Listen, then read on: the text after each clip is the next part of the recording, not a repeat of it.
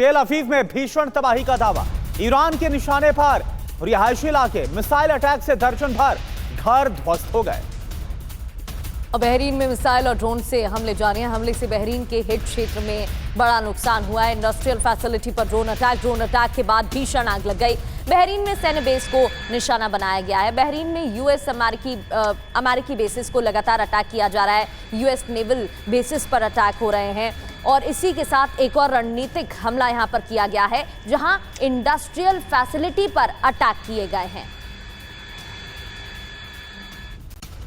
और एक और बड़ी खबर, यूएस इजराइल की स्ट्राइक के बाद ईरान दहल गया है। तेहरान से इस्फहान तक सिलसिलेवार हमले हो रहे हैं। बमबारी के बाद इस्फहान में हुए हैं लगातार धमाके। ये देखिए आप, धुएं का गुबार उठता हुआ नजर आ रहा है। तेहरान के अलग अलग इलाकों में भीषण आग लग गई है।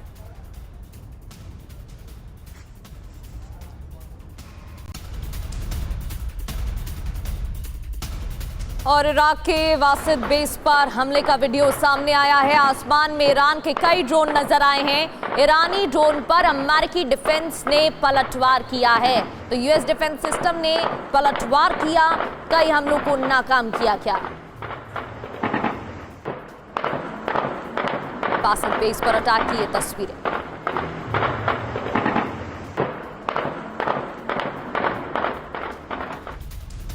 और एक और बड़ी खबर, ईरान से लंबी जंग की तैयारी में है अमेरिका। 17,000 सैनिक तैनात कर सकता है अमेरिका। ईरान के करीब सैन्य तैनाती की योजना। वॉल स्ट्रीट जर्नल की रिपोर्ट में यह बहुत बड़ा दावा।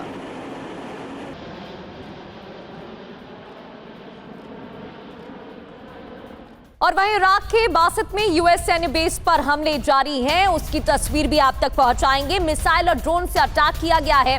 अल खामिस एयरपोर्ट को टारगेट किया गया है। अल खामिस एयरपोर्ट को निशाना बनाया गया है। मिलिट्री बेस पर सेंटकॉम मुख्यालय भी टारगेट पर रहा।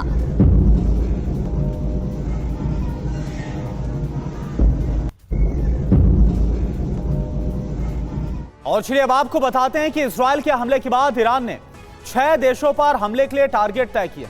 आपको बताते हैं कि वो टारगेट्स आखिर कौन से हैं। तो देखिए 6 देश 6 टारगेट। टारगेट नंबर 1 सऊदी अरब, जहां पर हदीद रिफाइनरी है। दूसरा टारगेट है यूएई, जो एमिरात स्टील अरकान है यहां पर। तीसरा जो टारगेट है कतर स्टील। चौथा है बहरीन फौलत फैसिलिटी और 5वां है कुवैत, जहां पर United steel industrial company target. और छठा टारगेट है इजराइल यहूदा स्टील।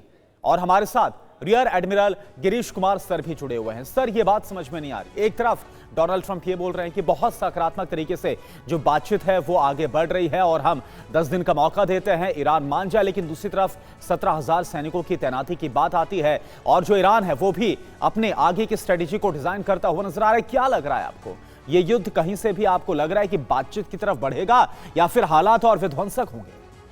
मेरे को नहीं लगता कि ये युद्ध जो है बातचीत की तरफ बढ़ रहा है, क्योंकि ईरान ने बहुत साफ कर दिया है कि हमारी टर्म्स ये हैं और जब तक हमारी बात नहीं मानी जाएगी हम युद्ध को ख़त्म नहीं होने देंगे। तो ये कहीं मुझे नहीं लगता कि ये बातचीत की तरफ जा रहा है, ये विध्वंस की तरफ जा रहा है। क्योंकि अगर अमेरिका जल्दी से जल्दी इस युद्ध को ख़त्म नहीं करता है तो ईरान की तरफ से भी हमले जारी रहेंगे और विध्वंस की जो ये श्रृंखला है ये चलती जाएगी। मेरा मानना ये है कि बहुत जल्दी ट्रंप साहब ये देख पाएंगे कि ये ईरान को मारना या पस्त करना इस युद्ध में संभव नहीं है। और आप देखेंगे कि आने वाले कुछ समय में बहुत जल्द ट्रंप साहब अपनी जीत घोषित कर देंगे कि हमने अपना सब एम अचीव। आपने देखा जून में जो 12 दिन का युद्ध हुआ था उसमें भी यही हुआ।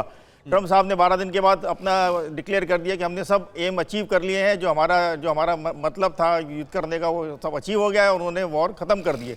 ऐसा ही कुछ आप देखेंगे अगले हफ्ते 10 दिन में अमेरिका फिर घोषणा करेगा और इस युद्ध से अपना हाथ झाड़ लेगा।